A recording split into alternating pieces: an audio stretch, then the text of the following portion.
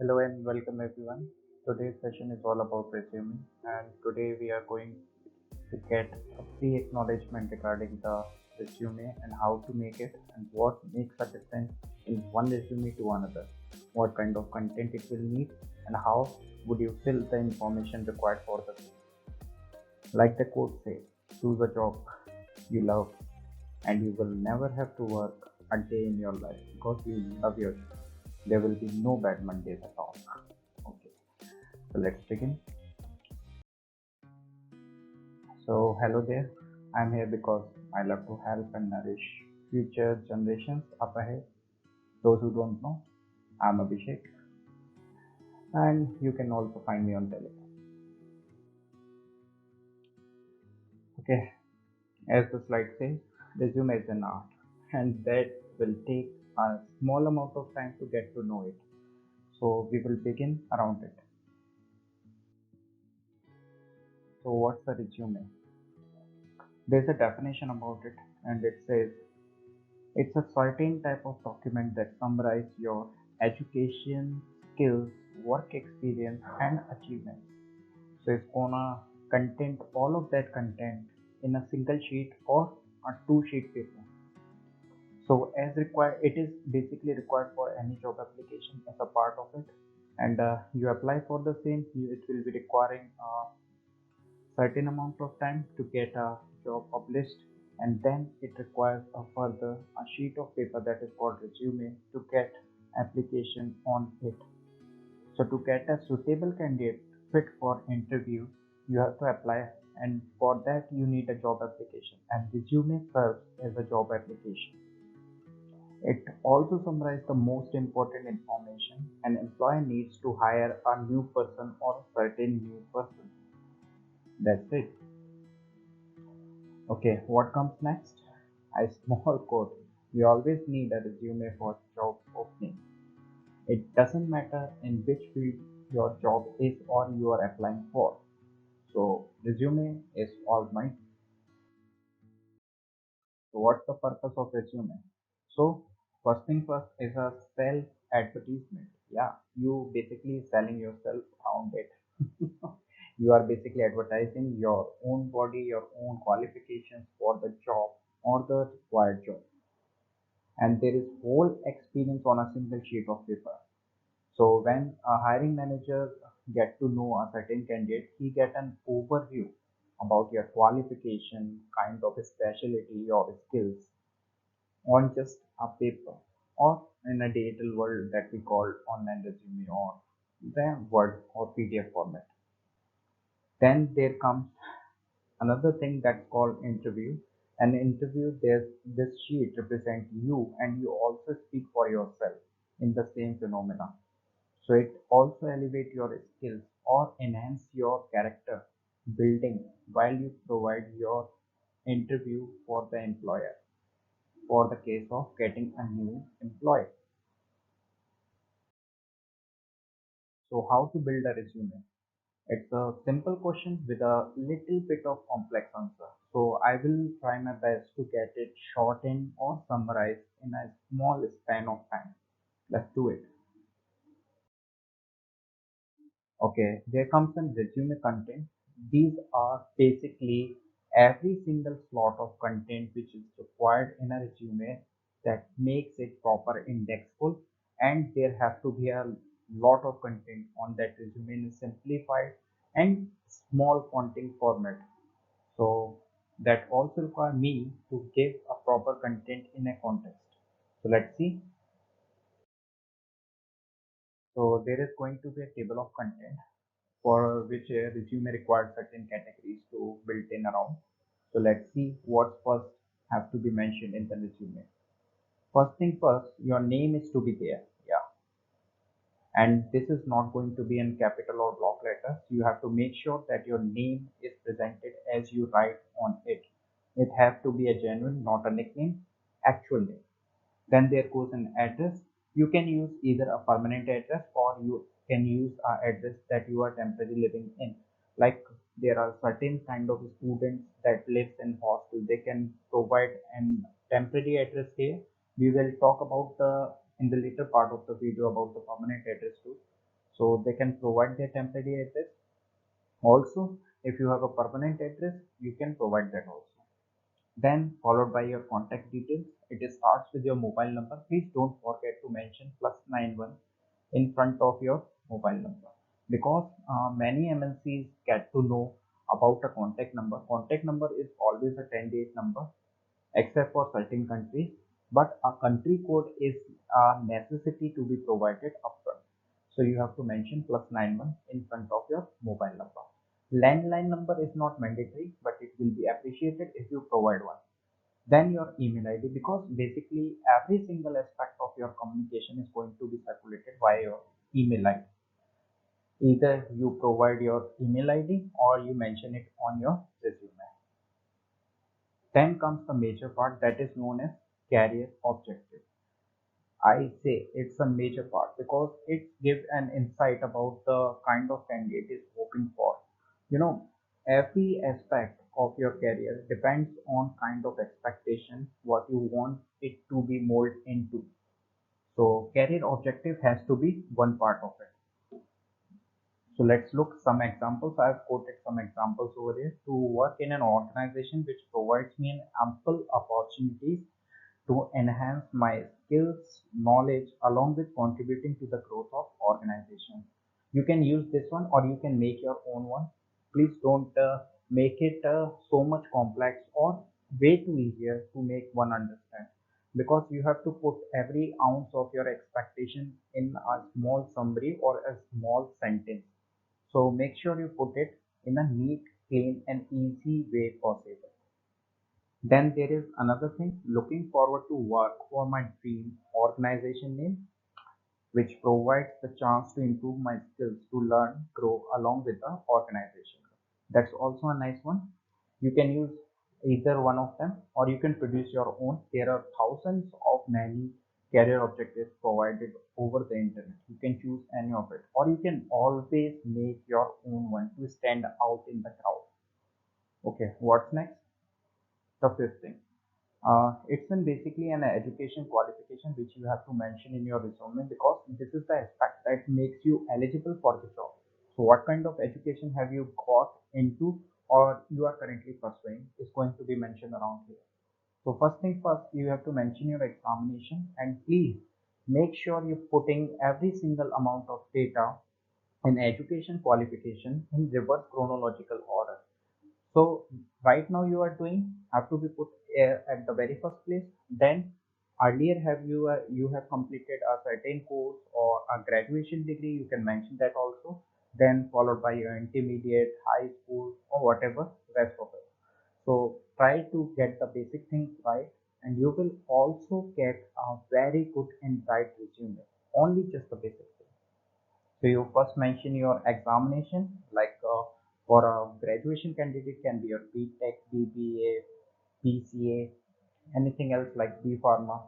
Okay, for post graduation candidate, he can mention or he or she can mention MPA, MCA, MPhil. Okay, then they have to follow it by earlier course of action, like their earlier was around for a graduate candidate it could be their intermediate session, and for a postgraduate kind of candidate this is going to be their graduation session. Also mention their year followed by their college or the board name itself. You can also mention the main subjects. I will also have provided in the certain groups like placement batches the resume format. You can find everything around it. Okay, so you don't have to ask, sir, where is the format where I'm going to put. The format is provided in the group itself. You have to use the sequence, just write it. I'm explaining the sequence because many of you were worried what kind of data I have to put it into and what kind of things we can put it into to make it outstanding or a symbol in the crowd. So I'm just explaining that. Then followed your percentile marks. Those who got their scores in CGPA can convert it into a percentile marks. They have to be in percentile. And finally the remarks. Those who are confused in the remark section, what kind of remark they have to put, they have to put the division. And for their current pursuing course, like for the graduate candidates who haven't finished their courses yet, they can show their in the remark section pursuing. Okay, And or they can either show the remark up to something, like they have to mention a percentile, and after percentile you have to provide in the remark up to this semester. Okay, let's see what comes next. Then there is training. So you have to mention what kind of training you have been done earlier or you have been doing. So you have to mention the organization name followed by the training, what kind of training they are giving, assessment, assignment, or the topic you have been given for the training, training duration, and those who are worried about the remark, what kind of thing they can put into the remark. Remark is simply the thing mentioned in your certificate. Once you do a training course completion in an organization, they provide you a certificate. And in that certificate, you have been awarded a remark that can either be good, excellent, very good, XYZ. You can put the remark there. If there is no remark, leave it empty. Okay, you don't have to put anything from your aspect. Then there comes the professional skill. They can be specialized in software, like some candidates have done their software courses or foreign language courses.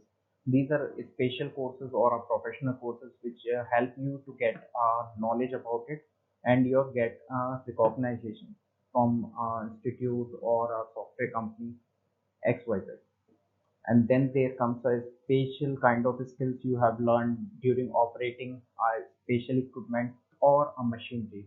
These basically comes around for mechanical or civil kind of students who operates in a you know new kind of machinery which have never been used publicly as much.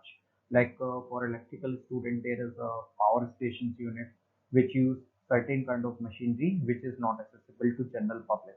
So these kind of skill can be mentioned here. Specialized courses again, and workshops. You can also mention them if you are certified enough.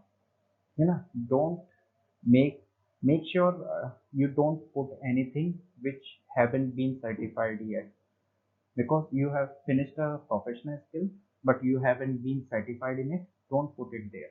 Okay, you just make sure. Then there comes a projects.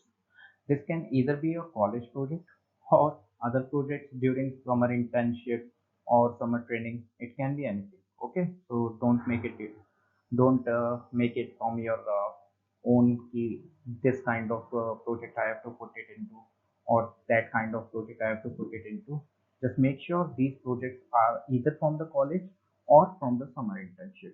You can also use another kind of organization, like a certification has been produced by various organizations when you complete a certain training session, and during that training session they also makes you eligible for completing a certain kind of project.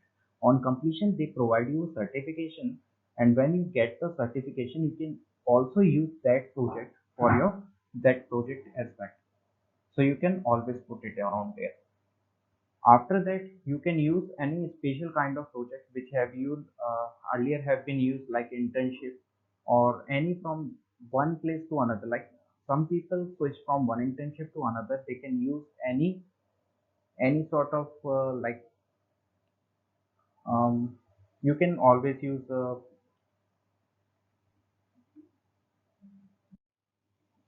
you can always also use a special kind of project and their transition phase, like you are switching from one company to another or you are switching from one project to another. You can also use that kind of project to mention to be here, but you have to make sure that you have been certified enough to provide it in your resume. You have to make sure. Okay, let's see what comes next. Then there is a tab for additional for the achievements. So those who are worried where you have to show off your sports skills or kind of certificates around there, you can put them in the additional info section or the achievement section. You can also showcase your special achievements at district level, state level, or national level in the very same section. You have to make sure. Okay, let's see what comes next. Then there is a personal detail. So you have to mention your father's name. Please don't use any kind of salutation in front of your father's name, not even the freaking degree. You have to mention only your father's name. The name itself is enough. Then there comes the DOB. You have to mention it as according to your high school mark sheet. Then language proficiency, like what kind of language you have been known, like English, Hindi, Punjabi, Gujarati, etc. Then your marital status, please don't put there a single status. You have to mention unmarried clearly. If you are married, you can use the word married.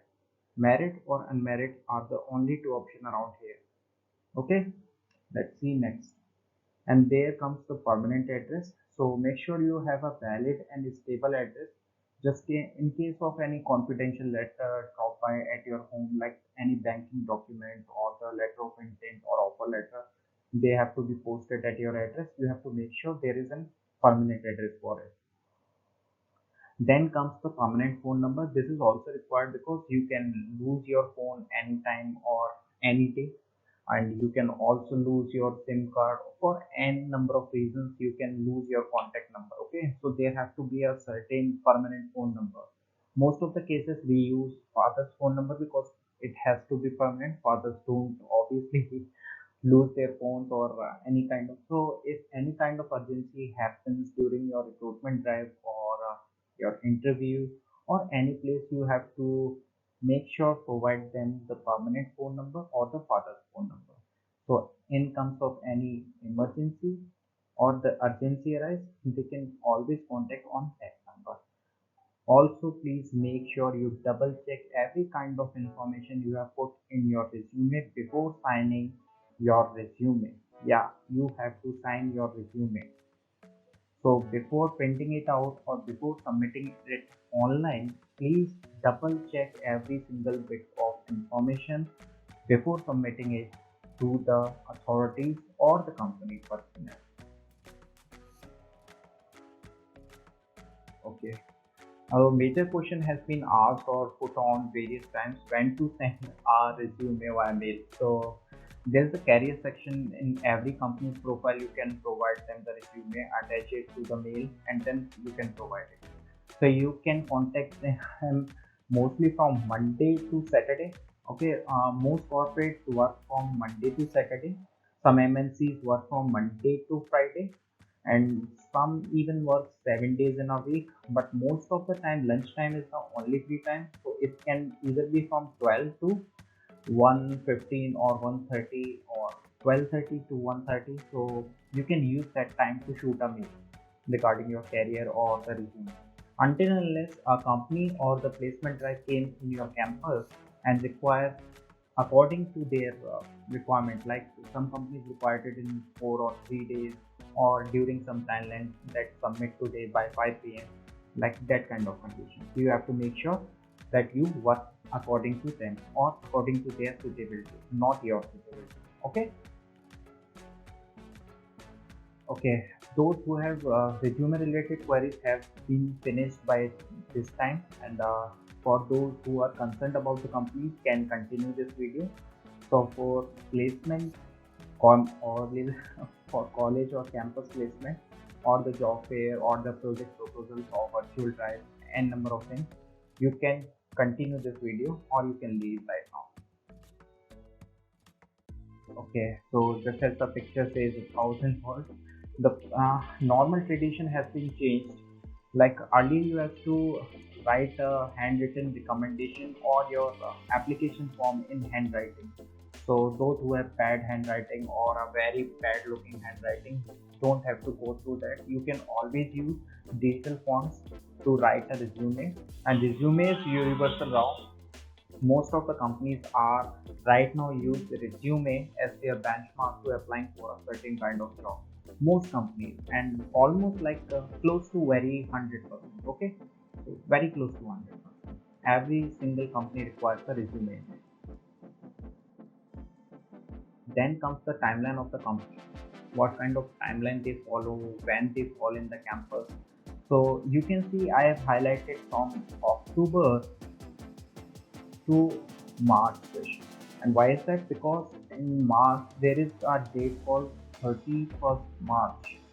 Okay, 31st March. Okay, financial year closed by 31st March or every year, so companies stop hiring most of their staff. They start hiring by September or October itself, and the peak takes over like in next 3 months or the very next after that. So most of the hiring has to be gone through that time, and like your session, like you have seen your academic calendar, so your session will start around mid of September, and companies will fall according to that. Since the virtual drive is now a thing, most of the drives will be conducted online. So it doesn't matter what kind of timeline you have been given. It can come anytime and they can schedule anytime. You better have to be prepared your resume earlier by that, because they won't provide you a timeline to generate your resume. You have to produce your resume on demand. Like they demanded your resume now, you have to submit it now. Let's see what happens next. Okay, there's a roadmap to company selection. Those who are worried about the company selection, sir, how this thing works, what kind of rounds you have to be gone through. So first come first, you submit your online application, or according to campus recruitment drive, you submit your application or being shortlisted by a notice or apply for the same. So once you got into the merit list, you have been asked for an aptitude or technical test as per their policy or as per the requirement. So you have to produce that test result and the assessment gone through, and after that shortlisting has been done and you have been shortlisted for group discussion if there is a round for group discussion. So you have to provide a certain kind of discussion assessment for their evaluation, and after that evaluation you have been shortlisted for personal interview, that is PI. And after completing that PI, there is a technical round. Not every company has the technical round, but some do have. There can be an HR or MR round, managerial or human resource round, and that can easily be followed by after the PI session. Just after the PI, there can be an MR or HR round, or you can straight to approach for an official notice of selection from your CPO or the training and placement department, or direct approach from company. They provide letter of intent or offer letter itself. So it's a complete process. You start with applying for the job, you get an assessment test, followed by your group discussion, then your PI, then your MRHR, and finally the letter of intent or the offer letter. The joining will fall according to the terms and conditions mentioned on offer letter. And again, thanks for watching. This video is all about the resume. If you need any kind of information regarding other topics or anything else you're wondering in your mind, like what happens next or what I have to do, let me know. I will make a video about it. Thank you, sir. Yeah, again, you can also find me on the Telegram. Thank you. See you next time. Peace out.